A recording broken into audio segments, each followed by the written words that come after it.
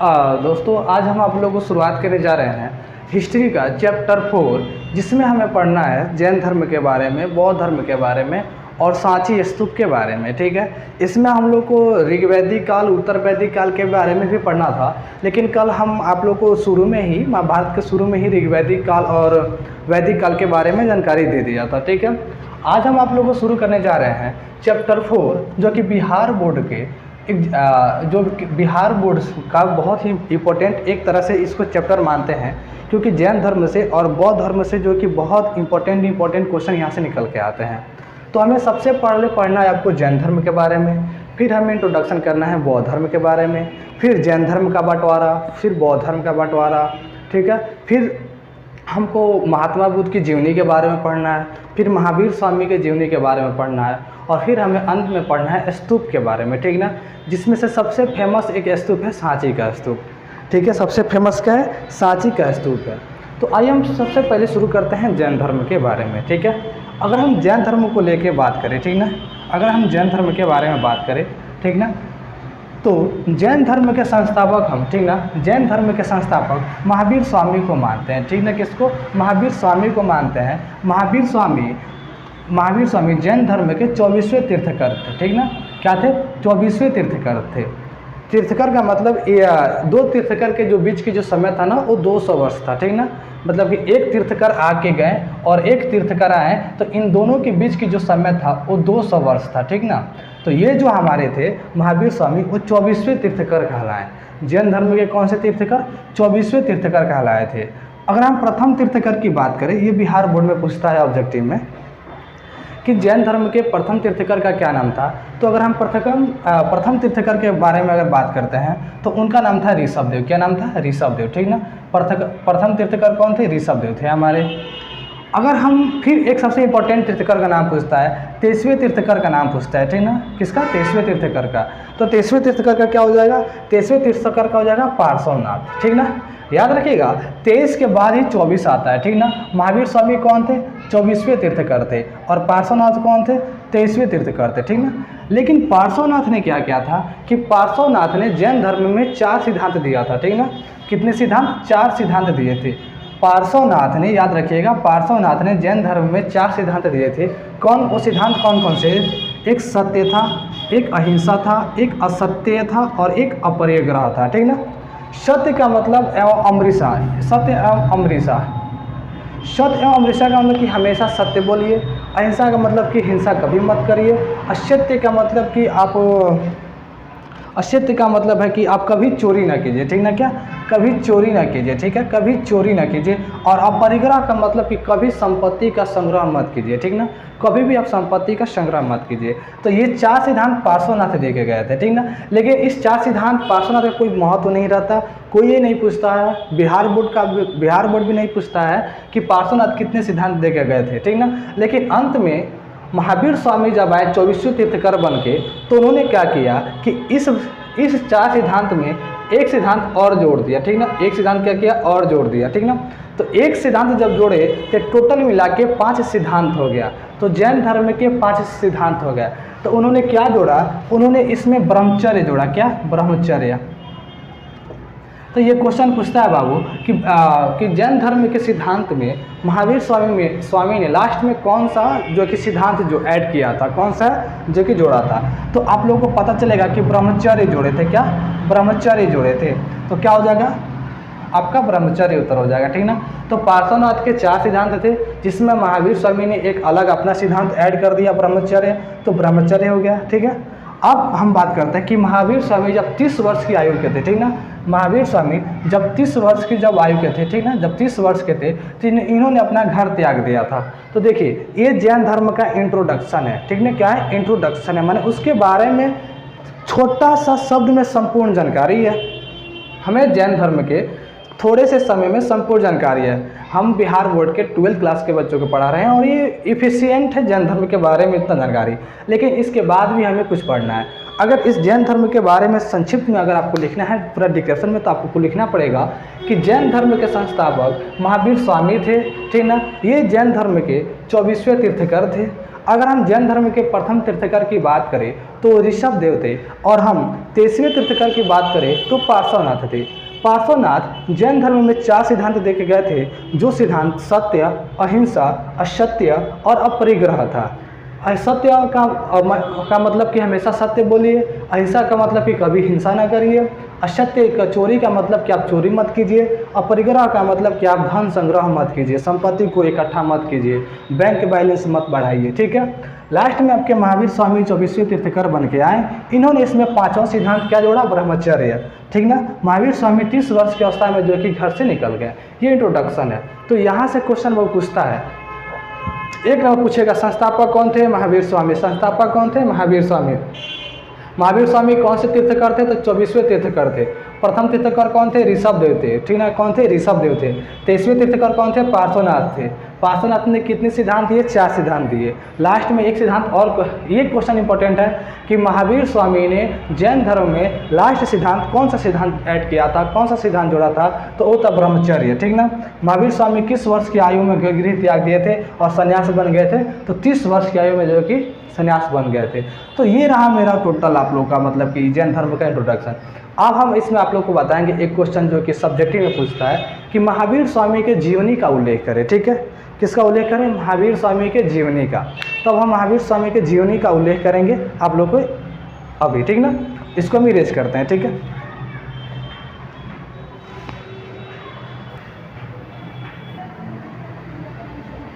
अब फाइनली हम यहाँ पे देखेंगे कि जैन धर्म के बारे में जो एक अगला प्रश्न पूछता है या फिर जो आगे हमको पढ़ना है वो पढ़ना है कि महावीर स्वामी के जीवन का उल्लेख करें। ठीक ना।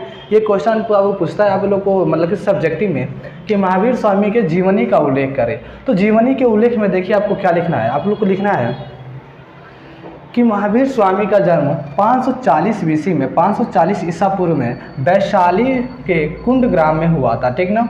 महावीर स्वामी का जन्म 540 बीसी में, 540 ईसा पूर्व में वैशाली के कुंड ग्राम में हुआ था। इनके बचपन का नाम वर्धमान था तथा इनके पिता का नाम सिद्धार्थ था। ठीक है। इनका वास्तविक नाम या फिर बचपन का नाम वर्धमान था तथा पिता का नाम सिद्धार्थ था। ये क्वेश्चन पूछता है बाबू कि इनके बचपन का क्या नाम था। ठीक है। इनके बचपन का क्या नाम था? तो इनके बचपन का नाम क्या था? सिद्धार्थ था, सॉरी वर्धमान था। ठीक ना। और पिता का नाम क्या था? तो पिता का नाम सिद्धार्थ था। ठीक है। फिर हम आगे बात करेंगे कि इनकी पत्नी का नाम यशोदा था। ठीक ना। क्या था? यशोदा। इनकी पत्नी का नाम यशोदा था। ये क्या किए कि 30 वर्ष की जब अवस्था में ये थे, 30 वर्ष की जब आयु में थे, तो ये अपना घर त्याग दिए। ठीक ना। ये अपना घर त्याग दिए। 30 वर्ष की आयु में ये अपना घर त्याग दिए।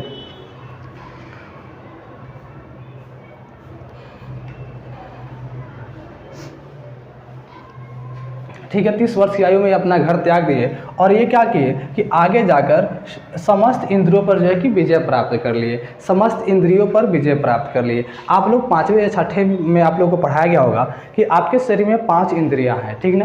5 इंद्रियां हैं। ठीक ना। आँख, मुख, कान, ठीक है, त्वचा, और आँख, कान, मुख, त्वचा और मन, ऐसे करके 5 इंद्रियां हैं। ठीक ना। 5 इंद्रियां हैं। ठीक ना। तो इन्होंने क्या किया कि 5 इंद्रिय अपने समस्त इंद्रियों पर जो है कि विजय प्राप्त कर लिया। ठीक ना। अपने समस्त इंद्रियों पर जो है कि विजय प्राप्त कर लिया। समस्त इंद्रियों पर विजय प्राप्त करने का ये मतलब हुआ कि इन्होंने ब्रह्मचर्य ग्रहण कर लिया। ठीक ना। अगर कोई लड़का अपने मस्तिष्क पर, अपने सोच पर जो है कि विजय प्राप्त कर लिया कि वो आज के बाद से कुछ गलत नहीं सोचेगा, तो कभी गलत नहीं सोचेगा। ठीक ना।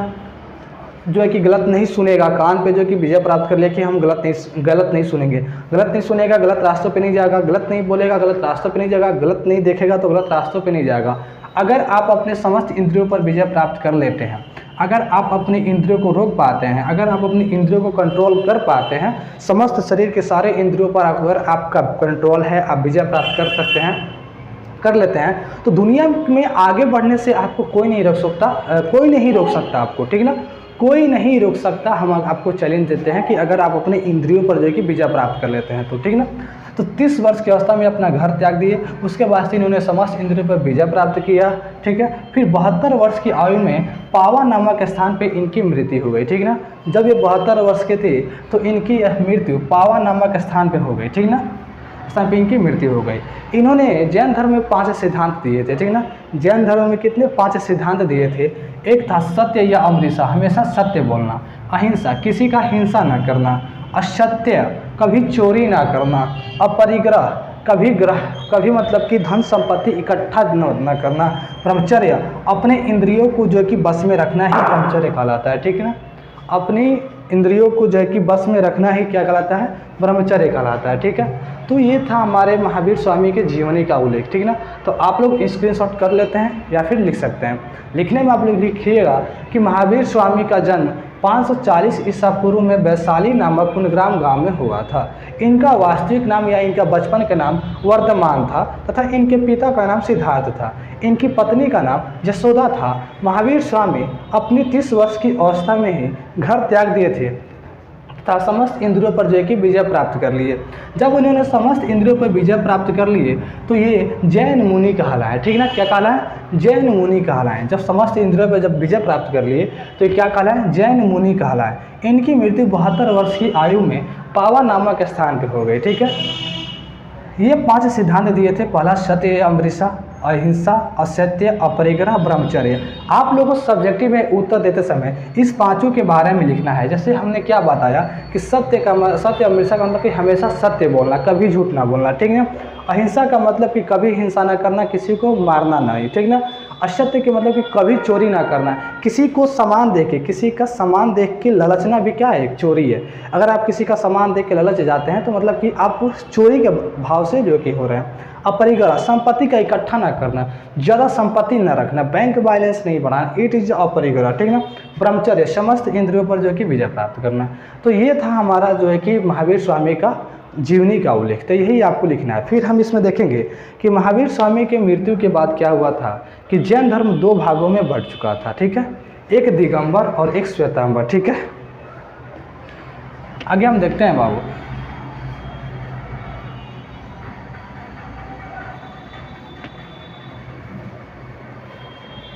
आप लोग पढ़ लीजिएगा, फिर पढ़ के आप लोग मैसेज कीजिएगा, हम आप लोग को इसका पीडीएफ भेज देंगे, ठीक है। क्या इसका पीडीएफ भेज देंगे, ठीक है। और फाइनली हम जानेंगे आप लोग को कि बौद्ध धर्म जो है कि जैन धर्म जो कि 2 भागों में बढ़ चुका था आगे जाके, ठीक ना। जैन धर्म कितने भागों में, 2 भागों में बढ़ गया, ठीक ना। एक दिगंबर हो गया, एक श्वेतांबर हो गया, ठीक ना। तो दिगंबर और श्वेतांबर कौन थे और इनके अध्यक्ष कौन थे और फिर ये कैसे हुआ, आज हम जानते हैं, ठीक ना। इसमें देखिएगा कि महावीर स्वामी का मृत्यु जो है कि 468 BC में, मतलब 408 ईसा पूर्व में पावा नामक स्थान पर हुआ था, ठीक है।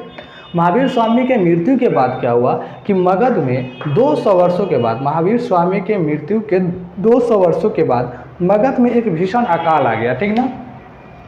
468 के BC के बाद 200 वर्षों के बाद, ठीक ना, महावीर स्वामी के मृत्यु के 200 वर्षों के बाद मगध में भीषण अकाल आया, ठीक ना। अकाल का मतलब होता है कि जब देश या जब राज्य में जब अकाल आता है तो सारा जगह सूखा पड़ जाता है, पानी की कमी हो जाती है, अन्न नहीं हो पाते हैं, लोग त्राही राम करते हैं, ठीक ना। तो पूरे राज्य में त्राही मच जाती है पानी को लेकर, तो उसी को बोलते हैं कि अकाल पड़ गया है, ठीक है। तो मगध में 200 वर्षों के बाद, याद रखिएगा 200 वर्षों के लिए नहीं बोल रहे हैं, 200 वर्षों बाद भीषण अकाल आ गया, ठीक ना। किया भीषण अकाल आ गया। तो इसमें क्या हुआ कि भद्रबाहु के नेतृत्व में, किसके, भद्रबाहु के नेतृत्व में कुछ जैन मुनि क्या किए कि दक्षिण भारत में चले गए, ठीक ना। दक्षिण भारत में, जैसे कि आप लोगों को पता है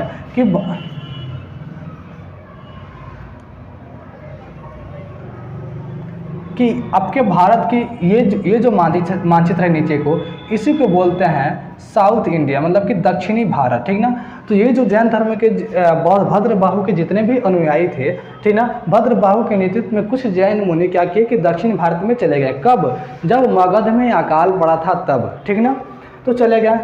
उसके बाद से कुछ जो है कि मगध में ही रुक गए, कुछ जैन मगध में ही रुक गए। किसके अध्यक्षता में, स्थूलभद्र के अध्यक्षता में कुछ जो है कि जैन मुनि थे वो मगध में ही रुक गए, ठीक ना। भद्रबाहु के नेतृत्व में जैन मुनि जो है कि दक्षिण भारत में चले गए, अकाल पड़ा था तो, लेकिन स्थूलभद्र के नेतृत्व में कुछ अनुयायी मगध में ही रुक गए, ठीक ना। अब क्या हुआ कि स्थूलभद्र के जो अनुयायी थे इन्हें श्वेत वस्त्र धारण कर लिए, ठीक ना, क्योंकि ये पार्श्वनाथ के भक्त थे, ठीक ना। ये पार्श्वनाथ को मानते थे। आप लोगों को पता है कि पार्श्वनाथ ने 4 सिद्धांत ही दिया था, ब्रह्मचर्य नहीं दिया था, ठीक ना। ब्रह्मचर्य किसने दिया? महावीर स्वामी ने दिया था। तो स्थूलभद्र के अनुयायी श्वेत वस्त्र धारण करते थे, क्योंकि ये पार्श्वनाथ के भक्त थे, ठीक ना। और भद्रबाहु के साथ रहने वाले भद्रबाहु के अनुयायी नग्न रहा करते थे, मतलब कि नींगे रहा करते थे, और ये महावीर स्वामी के कट्टर भक्त थे, ठीक ना। एक कट्टर भक्तिपन होता है ना कि अपने भक्ति के लिए मर मिट जाना। दो चीज़ कट्टरवाद होता है, ठीक है। एक चीज़ कट्टरवाद धर्म के प्रति कट्टरवाद होता है, एक राष्ट्र के प्रति कट्टरवाद होता है। दोनों कट्टरवाद में अंतर है। धर्म के प्रति कट्टरवाद का मतलब कि धर्म के लिए मर मिट जाना, और राष्ट्र का प्रति कट्टरवाद मतलब कि राष्ट्र के लिए, राज्य के लिए मर मिट जाना। तो बाबू आप लोग एक बात देखें कि धर्म के लिए कभी कट्टरवाद मत बनिएगा जितना राष्ट्र के लिए बनेगा। राष्ट्र के लिए जो है कि कट्टरवाद बनना बहुत ज़रूरी है, क्योंकि राष्ट्र रहेगा तभी धर्म रहेगा, न कि धर्म रहेगा तो राष्ट्र रहेगा, राष्ट्र रहेगा तभी धर्म रहेगा, ठीक है। आइए हम आते हैं, ठीक है। अब देखते हैं स्थूलभद्र के नेतृत्व में कुछ उन्होंने मगध में रुझे श्वेत वस्त्र धारण किया, ठीक ना। प्रथम जैन संगीति 300 BC में हुआ था।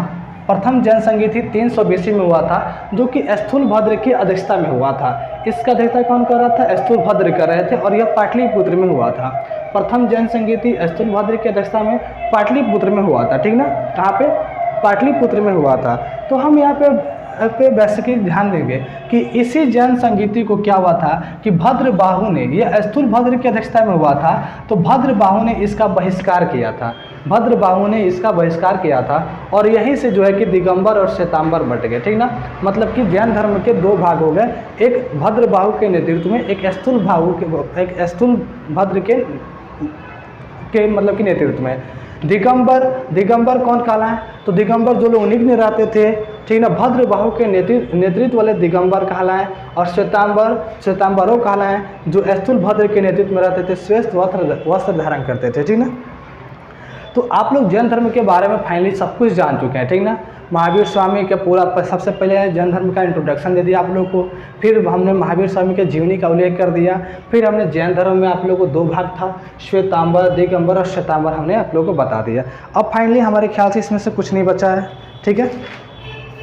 अब हम बौद्ध धर्म के बारे में जो है कि ध्यान देंगे, ठीक है। तो इसको हम इरेज करते हैं।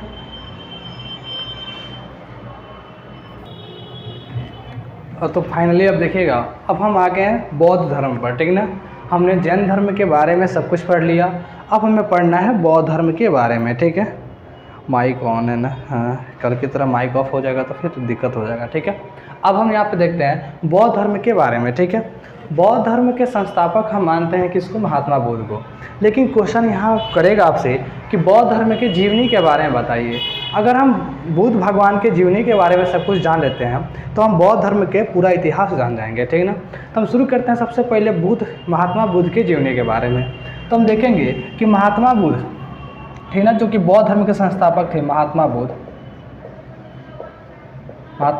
इनके बचपन का नाम सिद्धार्थ था, ठीक ना। याद रखिएगा, इनके बचपन का नाम सिद्धार्थ था। और हमने जैन धर्म में आप लोगों को पढ़ाया था कि जी महावीर स्वामी के पिता का नाम सिद्धार्थ था, लेकिन यहाँ पे महात्मा बुद्ध के बचपन का नाम सिद्धार्थ था, ठीक ना। इनका जन्म 563 BC में, 563 ईसा पूर्व में कपिलवस्तु के निकट नेपाल की तराई में लुम्बिनी नामक गांव में हुआ था, ठीक ना। कहाँ पे?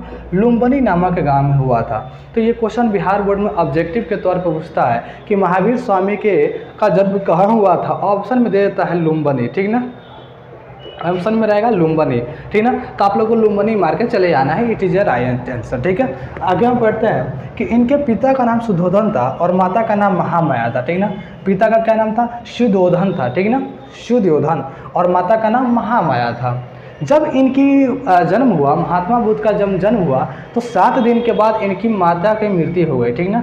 7 दिन के बाद इनकी माता महामाया की मृत्यु हो गई। उसके बाद से इनका लालन पालन जो कि प्रजापति गौतमी के हाथों में हो गए, ठीक ना। तो इनका लालन पालन किसने किया? प्रजापति गौतमी ने किया था, ठीक है।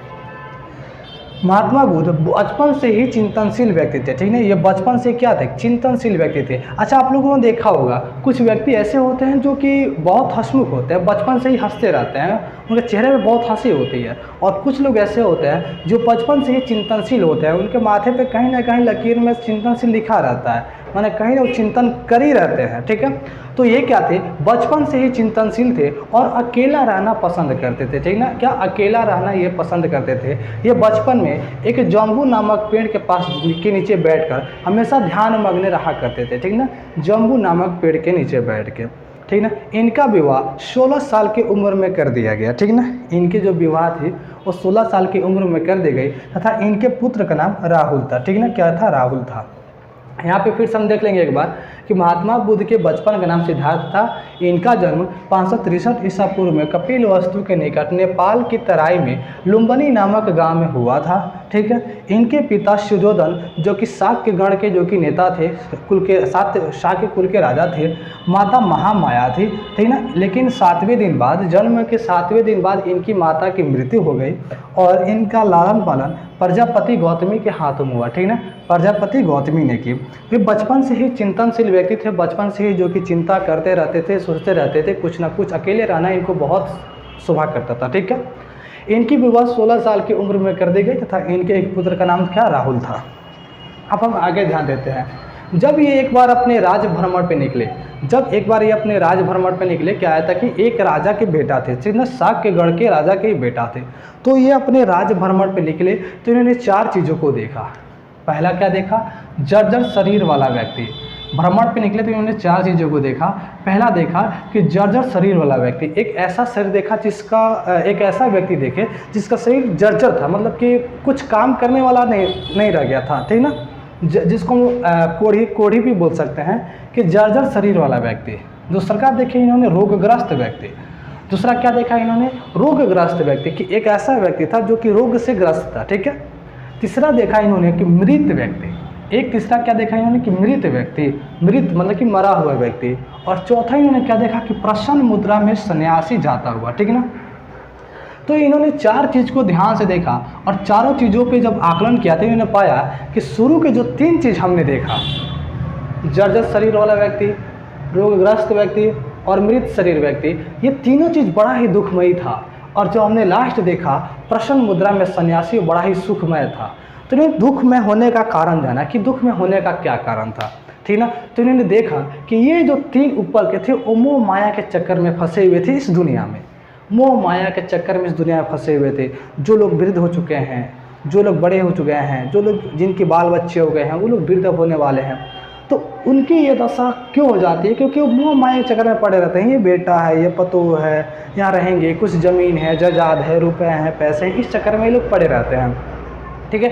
हालांकि इनको सब कुछ त्याग करके हमें सन्यासी की मुद्रा में चले जाना चाहिए था, हमें तपस्या करने चले जाना था। तो ये लोग तो ऐसा करते नहीं हैं। तो इन्होंने लास्ट जो देखा था सन्यासी, जो कि बहुत प्रसन्न था, तो भी इन्हें पता लगा यार सन्यासी कितना प्रसन्न था, क्योंकि इसको तो कुछ की चिंता ही नहीं है। इसको, एक सन्यासी को क्या चिंता है, सुबह का भोजन मिल जाता है, शाम को भोजन मिल जाता है, ऊपर से गाता है, सन्यास करता है, भगवान का नाम लेता है, विघ्न रहता है, अपने मस्ती में रहता है। और ये व्यक्ति क्या करते हैं, सुबह उठते हैं तो ऑफिस जाने का चिंता, घर का चिंता, बेटे की चिंता, बेटी का चिंता, जात की चिंता, समाज की चिंता। लेकिन एक सन्यासी को किस चीज़ का चिंता, कुछ चिंता नहीं। अब इसके बाद हम देखते हैं कि उसके बाद से ये तो 4 चीज़ जो अभी अपने राज में देखने गए, ठीक ना। उसके बाद से जब ये अपने घर में एक बार थे, ठीक ना, तो घर के मध्य रात्रि में, आधी रात में इनके घर में जो है कि आयोजन किया गया था, एक समारोह किया गया था। समारोह में क्या हुआ कि सब नाच बजाना हुआ। नाच बजाना देखते देखते इनकी वहीं पे नींद लग गई, ये वहीं पे सो चुके थे, ठीक है। रात को आधी रात में जब इनकी नींद टूटती है महात्मा बुद्ध की, तो इन्होंने देखा कि सब कुछ बिखरा पड़ा है, सब कुछ बिखरा पड़ा है। सर श्रृंगार से सजी व्यक्ति जो है कि बाल सब इधर उधर बिखरा हुआ है, चूड़ी इधर उधर बिखरा हुआ है। तो इन्हें वो दृश्य देख के बहुत घिरना हुआ, ठीक ना। वो देखते हैं कि मतलब कि नृत्य देखते देखते व्यक्ति कैसे सो जाता है, कि किसी का कुछ इधर फेंका रहता है, किसी का कुछ फेंका रहता है। तो वो दृश्य देखकर इनको बहुत ही दुखमय हुआ कि हम कहाँ फंसे जा रहे हैं, ठीक ना। और उन्होंने उस समय ही अपने घर को त्याग दिया, अपने घर को त्याग दिया। जब ये घर को त्यागे थे तो उस समय इनकी उम्र 29 वर्ष की थी, ठीक ना। 29 वर्ष की इनकी जो है कि थी। अब जब ये घर को त्यागे तो उसके बाद से बताते हैं कि जब ये घर को त्यागे तो इसके बाद से ये चले गए कहाँ, अपने नदी के किनारे, ठीक ना। आप लोगों को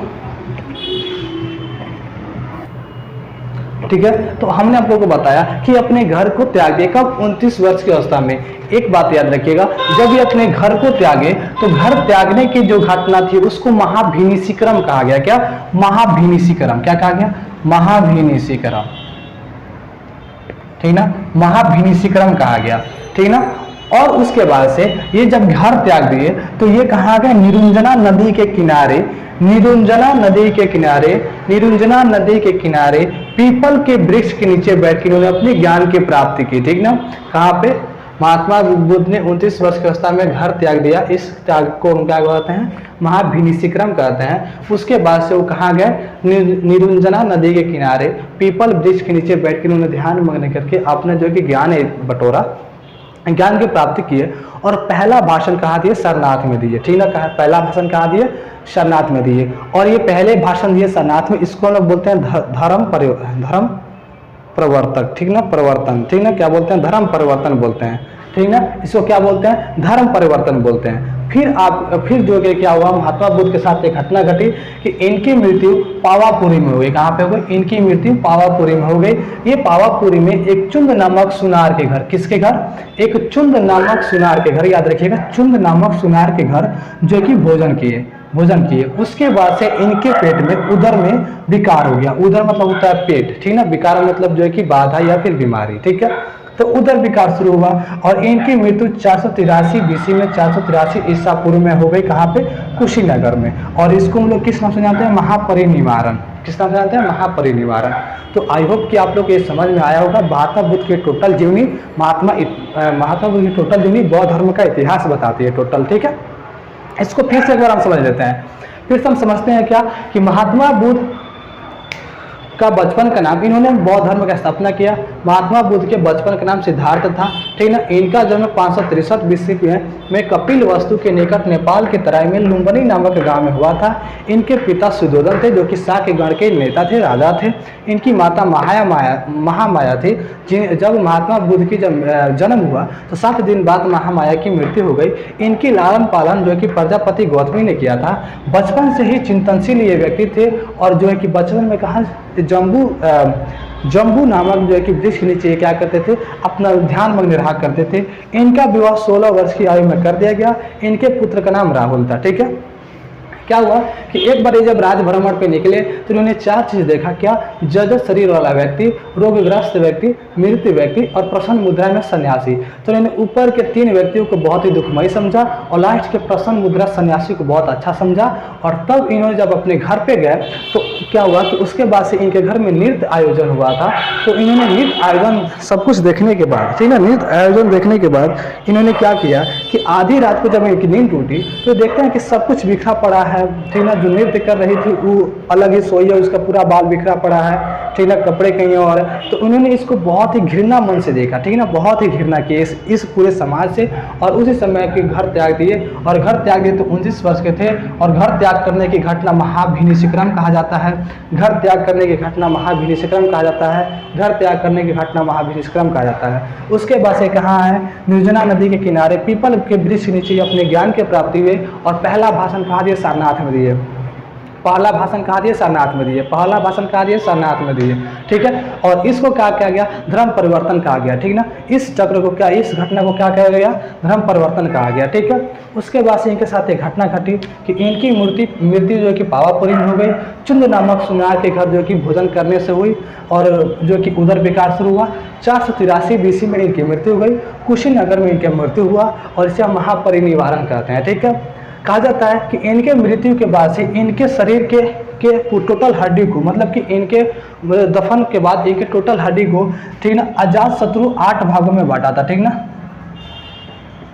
अजातशत्रु इनके टोटल हड्डी को, इनके टोटल अस्थि को 8 भागों में बांट दिया और 8 भागों में बांटकर 8 जगह स्तूप का निर्माण करवाया, जिसमें से एक सबसे महत्वपूर्ण स्तूप है सांची का स्तूप, ठीक ना। शांति स्तूप, सांची का स्तूप, ठीक ना, इनके जो है कि हड्डी अस्थियों पे जो है कि बना है, ठीक है। तो आप लोगों ने इतना समझ लिया। अब हम आप लोगों को बताएंगे कि बौद्ध धर्म का जो है कि सिद्धांत था।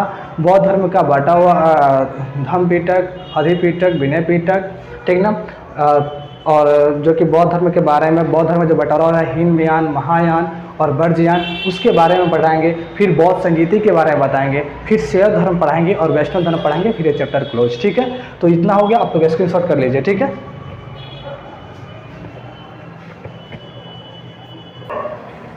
अब देखिएगा, अब हम बौद्ध धर्म के बौद्ध सभा के बारे में बात करेंगे। ठीक है, बौद्ध सभा के बारे में बात करेंगे, मतलब कि बौद्ध संगीति के बारे में हम बात करेंगे। ठीक है, तो बौद्ध संगीति के बारे में बात करेंगे तो जो सबसे पहली बौद्ध संगीति हुई थी, पहली बौद्ध सभा हुआ था, वो हुआ था 483 BC में, मतलब कि 483 ईसा पूर्व में हुआ था। और कहाँ हुआ था, तो वह राजगिरी में हुआ था। कहाँ पे, राजगिरी में।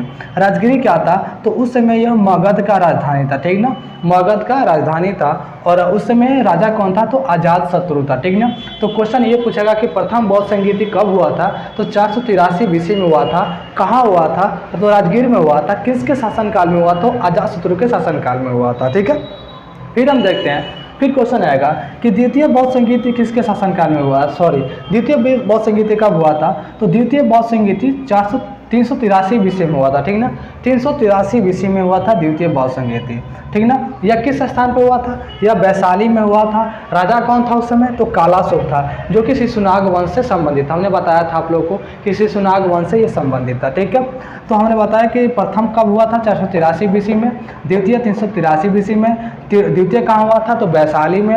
राजा कौन था, कालाशोक था। तृतीय की बात करते हैं तो तृतीय 250 वर्ष ईस्वी में हुआ था। ठीक ना, तृतीय कब हुआ था, 250 BC में हुआ था। यह कहाँ हुआ था, तो यह पाटलिपुत्र में हुआ था। उस समय राजा कौन था, तो अशोक था। ठीक है, उस समय पाटलिपुत्र मगध की राजधानी थी। ठीक है, तो आप लोग फाइनली जान गए कि प्रथम 483 ईसा पूर्व में राजगीर में हुआ था, अजातशत्रु के समय में। द्वितीय कब हुआ था, 383 BC में हुआ था। स्थान वैशाली, राजा कालाशोक। ठीक है, तृतीय 250 BC में पाटलिपुत्र में हुआ था। कहाँ, अशोक के समय में हुआ था। पाटलिपुत्र क्या था, तो मगध की राजधानी था। ठीक है, चतुर्थ की बात करते हैं तो चतुर्थ पहली सदी में हुआ था। कब, पहली सदी में, पहली ईस्वी में, शुरुआती। अब ये ईसा पूर्व खत्म हो गया, अब हम सदी में चल रहे हैं। ठीक ना, ये कहाँ हुआ था, तो जम्मू कश्मीर में हुआ था। तो कहीं कहीं आपको जम्मू कश्मीर में भी देगा, कहीं कहीं आपको कुंडलवन भी देगा। ठीक ना, तो जम्मू कश्मीर या कुंडलवन दोनों जम्मू कश्मीर में ही हुआ था। और किसके शासनकाल में, तो कनिष्क के शासनकाल। आप लोगों के लिए मात्र, मतलब कि जिनका एग्जाम 2022 में है, ठीक ना, जिनका एग्जाम 2022 में है, उन लड़कों के लिए आर्ट्स विषय का पैड कोर्स अनाउंसमेंट किया है। ठीक है, किसका, आर्ट्स विषय का। आर्ट्स में आपके टोटल विषय की तैयारी, history, polity, economics, sociology, psychology, ठीक है, सभी विषयों की तैयारी जो कि हम कराएंगे, जिसको पैड कोर्स के नाम से हम लोगों ने इसको लॉन्च किया है। ठीक ना, इसमें आप लोगों को मात्र एडमिशन चार्ज है 499 रुपये। ठीक ना, मात्र 499 रुपये। अगर जिन बच्चों को लेना है तो वो कॉल या व्हाट्सअप करिए इस नंबर पर। ठीक है, 7369973124। मेरा नाम है सैनी सर। ठीक ना, सैनी सर मेरा नाम है। ठीक है, आप लोग कॉल करके न्यू एडमिशन लेके व्हाट्सअप कीजिए। ठीक ना, आप लोग का एडमिशन हो जाएगा और आप लोग यहाँ से जुड़ के अपने एग्जाम की तैयारी अच्छा से कर सकते हैं, मात्र बहुत कम समय में। ठीक है, एकदम कम समय में आपको सब चीज़ की तैयारियाँ पे करा जाएगी। ठीक है, तो आइए जुड़िए मेरे साथ और लाइए अच्छे नंबर बिहार बोर्ड में। ठीक है, थैंक यू।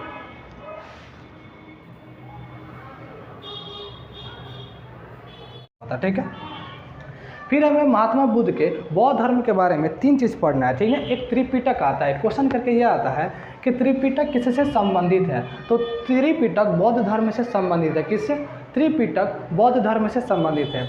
इसमें 3 पिटक हुआ करते थे, पहला था सूत पिटक, दूसरा विनय पिटक और तीसरा अधीन पिटक। ठीक ना, क्या था, त्रिपिटक, सूत पिटक, विनय पिटक और अधीन पिटक। ठीक है,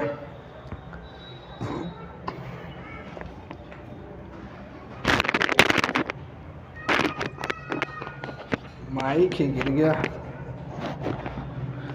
आवाज़ तो आ रहा होगा ना यार, कल की तरह धोखा तो नहीं देगा माइक। ठीक है, आइए हम फाइनली देखते हैं। ठीक ना, त्रिपिटक, सूत पिटक, विनय पिटक, अधीन पिटक। ठीक है, यहाँ तक आप लोगों को क्लियर हो गया। एक बार इसको नोट कर लीजिएगा। ठीक है, इसको आप लोग स्क्रीनशॉट कर लीजिए, नोट कर लीजिए। ठीक है, हम आप लोगों को समय देते हैं।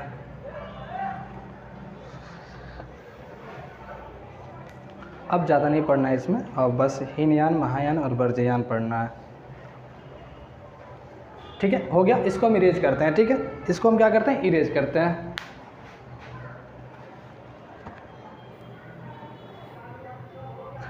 अब हम लोग यहाँ देखेंगे बौद्ध संप्रदाय के बारे में। ठीक ना, कि बौद्ध संप्रदाय को कितने भागों में बांटा गया था। ठीक ना, तो आप लोग से पूछता है कि त्रिपिटक किसी से संबंधित है, तो त्रिपिटक बौद्ध धर्म से संबंधित है।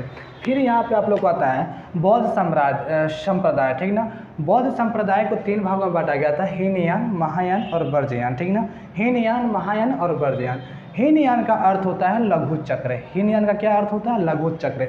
हीनयान में जो लोग रहते थे, जो लोग हीनयान को मानते थे, ठीक ना, टोटल बौद्ध संप्रदाय को 3 भाग में बांट दिया गया था, ठीक ना। कुछ लोग हीनयान को मानते थे, कुछ लोग महायान को मानते थे और कुछ लोग वर्जयान को मानते थे।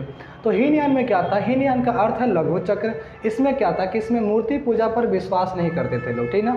हीनयान के लोग मूर्ति पूजा पर विश्वास नहीं करते थे और ये अष्टांगिक मार्ग पर चलना जानते थे, ठीक ना। अष्टांगिक मार्ग पर चलते थे। बौद्ध धर्म में अष्टांगिक मार्ग होता था, ठीक ना, जो है कि अपने दुख के निवारण के लिए महात्मा बुद्ध ने 8 मार्गों का चयन किया था, ठीक ना। 8 मार्गों का चयन किया था कि इस पे अगर 8 मार्ग पर चलोगे तो तुम्हारा जो है कि दुख नहीं आएगा, जिसमें सम्यक ज्ञान, सम्यक शक्ति, ये कुल था, ठीक ना। तो इसको हम अष्टांगिक मार्ग कहते हैं। तो ये भी क्वेश्चन पूछ सकता है कि अष्टांगिक मार्ग किस धर्म में था? तो बौद्ध धर्म में था, ठीक ना। महायान, दूसरा आया महायान। महायान का अर्थ होता है मोक्ष, ठीक ना, मोक्ष की प्राप्ति करना। महायान का क्या अर्थ होता है? मोक्ष की प्राप्ति करना, ठीक है। अब हम देखेंगे ये लोग मूर्ति पर विश्वास रखते थे, मतलब कि मूर्ति पूजा पर विश्वास रखते थे। और महायान का संरक्षक कौन था? कनिष्क था, ठीक ना। मूर्ति पूजा पर विश्वास रखते थे और महायान का संरक्षक कौन था? कनिष्क था। तीसरा आते हैं वर्जयान पर, ठीक ना। तीसरा क्या आते हैं? वर्जयान पर। वर्जयान का जो है कि शुरुआती जो कि 8वीं सदी में हुआ था और ये बिहार और बंगाल के लोग किए थे। कौन से? बिहार और बंगाल के लोग किए थे, ठीक है। वर्जयान किया था 8वीं सदी में, बिहार और बंगाल के लोगों ने किया था, बिहार और बंगाल के लोगों में। बौद्ध धर्म में ये था कि आप मदिरा का सेवन नहीं कर सकते हैं और बौद्ध धर्म में हीनयान चाहे महायान में या फिर किसी भी संप्रदाय में अगर आप साधु संत हैं तो आप उसमें महिलाओं को शामिल नहीं कर सकते हैं, ठीक ना। नहीं आप मांस मदिरा, ठीक ना, ना ही आप मांस मदिरा का सेवन करेंगे, ना ही आप महिलाओं को जो है कि शामिल करेंगे। लेकिन वर्जयान जिसका निर्माण बिहार और बंगाल में हुआ 8वीं सदी में, वो ये दोनों को रखने लगा, ठीक ना। महिलाओं को भी रखने लगा और मांस मदिरा का भी सेवन करने लगा, ठीक ना। तो जिसके चलते क्या हुआ कि कालांतर में जाके, कालांतर मतलब कि आधुनिक युग में आके बौद्ध धर्म का ही पतन हो गया। किसका? बौद्ध धर्म का ही पतन हो गया। बौद्ध धर्म का ही पतन हो गया। तो अगर ये क्वेश्चन आता है कि बौद्ध धर्म के पतन का क्या कारण था, तो बौद्ध धर्म के पतन का एक ही कारण था, वर्जयान, ठीक ना। क्या था? वर्जयान। वर्जयान क्या था कि इसमें महिलाओं को और जो कि मांस मदिरा का सेवन करने से क्या हो कि बौद्ध धर्म आगे जाके बहुत ही मतलब कि ये इसका मतलब कि खराब हो गया, इसका पूरा रिपुटेशन खराब हो गया, ठीक है। तो हम कहेंगे बौद्ध धर्म के पतन का मेन कारण क्या था? वर्जयान। तो ये आपका जैन धर्म और बौद्ध धर्म यहाँ पे ख़त्म हुआ। हमने धर्म से रिलेटिव सब कुछ पढ़ा दिया आप लोगों को। 2 धर्म और एक आता है, शैव धर्म आता है और जो कि वैष्णव धर्म आता है, ठीक है। तो शैव धर्म में और वैष्णव धर्म में ज़्यादा कुछ नहीं पढ़ना है, ठीक है।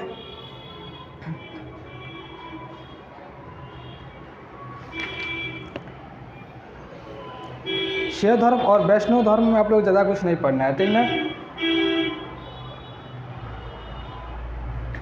2 चीज़ आप लोगों को, ये शैव धर्म और वैष्णव धर्म के बारे में भक्ति मार्ग में आप लोगों को पढ़ना है, इसलिए हम यहाँ पे आप लोगों को आगे नहीं बता रहे हैं, ठीक ना। आगे हम आप लोग को नहीं बता रहे, लेकिन कुछ ही चीज़ में हम बता रहे हैं, ठीक ना। कुछ चीज़ इंपॉर्टेंट चीज़ हम बता दे रहे हैं, ठीक ना, क्योंकि आगे भक्ति मार्ग जैसे पढ़िएगा ना, ठीक ना, कृष्ण की भक्ति, मीरा और जो है कि आपका शिव की भक्ति, विष्णु थी, अंडाल थी, तो इन लोग को पढ़ेंगे तो उसमें पढ़ाएंगे आप लोग, ठीक है। तो अभी इसमें से कुछ जानकारी ले लीजिए। अब हम यहाँ पे पढ़ेंगे, ठीक है, कि वैष्णव मत और शैव मत के बारे में, ठीक ना, मतलब कि वैष्णव धर्म और शैव मत के बारे में, ठीक ना, शैव मत के बारे में, ठीक ना।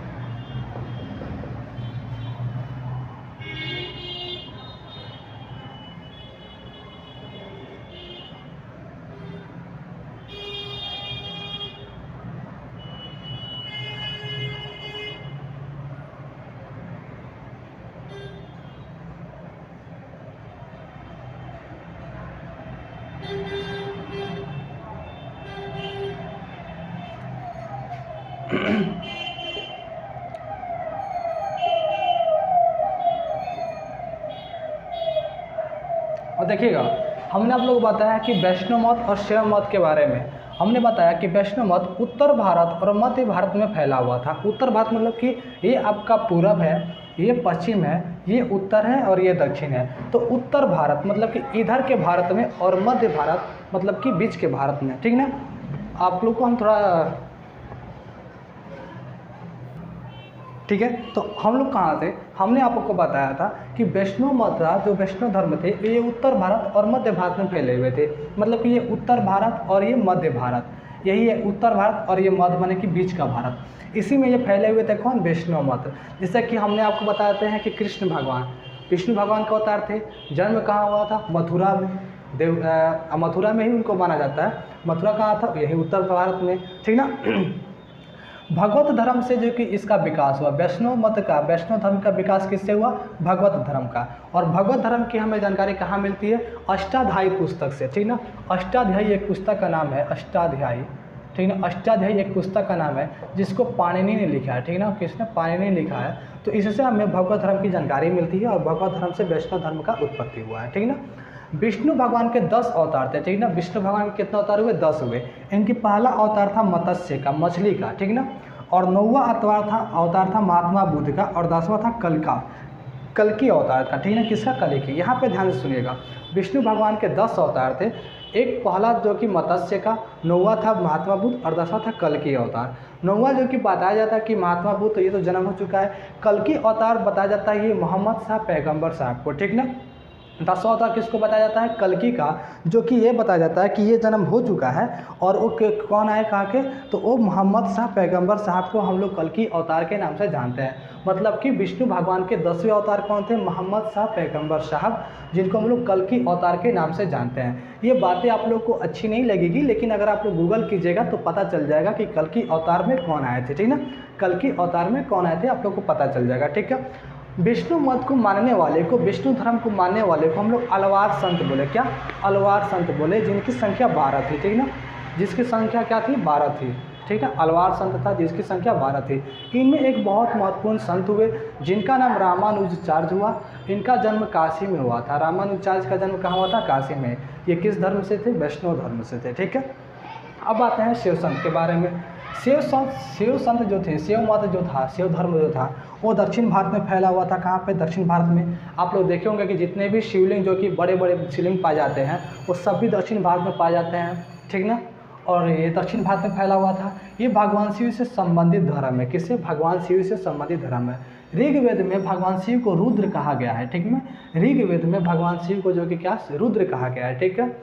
इनके संतों को न्यानार कहा गया और इनकी संख्या 63 होती है। तो क्वेश्चन आप लोग को यहाँ पूछेगा कि विष्णु मत को मानने वाले संतों को क्या कहा गया? तो अलवार संत कहा गया। क्या? अलवार कहा गया। इनकी संख्या 12 होती है, ठीक है। शिव मत कहा गया, शिव संत के न्यानार कहा गया, इनकी संख्या 63 होती है। तो क्वेश्चन यही पूछेगा कि अलवार की संख्या किससे होती है? 12, न्यानार की संख्या 63। अलवार किसी से संबंधित है? वैष्णव मत से, ठीक ना। किससे संबंधित है न्यानार? तो शिव मत से, ठीक है। तो फाइनली आई होप यहाँ पे ये खत्म हुआ। टोटल ये चैप्टर खत्म हुआ आप लोग का। चैप्टर 4 खत्म हो गया। मतलब कि आपके हिस्ट्री को 3 भाग में बांटा गया है, प्राचीन इतिहास, मध्यकालीन इतिहास, आधुनिक इतिहास। हमने अभी तक आप लोग को प्राचीन इतिहास खत्म कर दिया, ठीक है। मतलब कि 2-4 दिन में, 4-5 दिन की क्लास में हमने आप लोगों को प्राचीन इतिहास खत्म कर दिया। इतिहास पे एक बुक हमने फाइनली खत्म कर दिया। अब हम लोग को 2 इतिहास का बुक बच चुका है, जो कि हमें लग रहा था कि 10, 12 या 13, 14 दिन का होगा, ठीक ना। तो हम जो पढ़ाते जा रहे हैं, नोट्स जो देते जा रहे हैं, उस पर आप लोग अमल कीजिएगा। जो पढ़ाते जा रहे हैं इंपॉर्टेंट चीज़ है, ठीक ना। तो आप लोग यहाँ पर थोड़ा ध्यान दीजिएगा एक चीज़ मेरी बात को, ठीक है।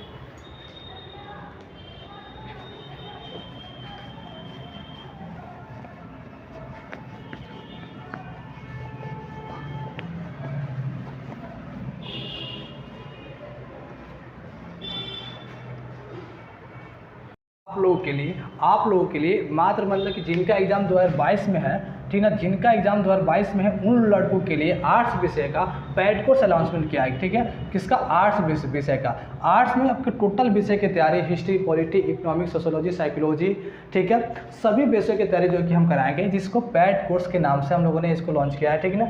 इसमें आप लोगों को मात्र एडमिशन चार्ज है 499 रुपये, ठीक है ना, मात्र 499 रुपये। अगर जिन बच्चों को लेना है तो वो कॉल या व्हाट्सअप करिए इस नंबर पर, ठीक है, 7369973124। मेरा नाम है सैनी सर, ठीक ना, सैनी सर मेरा नाम है, ठीक है। आप लोग कॉल करके न्यू एडमिशन लेके व्हाट्सअप कीजिए, ठीक ना, आप लोग का एडमिशन हो जाएगा और आप लोग यहाँ से जुड़ के अपने एग्जाम की तैयारी अच्छा से कर सकते हैं, मात्र बहुत कम समय में, ठीक है। एकदम कम समय में आपको सब चीज़ की तैयारियाँ पे करा जाएगी, ठीक है। तो आइए जुड़िए मेरे साथ और लाइए अच्छे नंबर बिहार बोर्ड में, ठीक है। Thank you.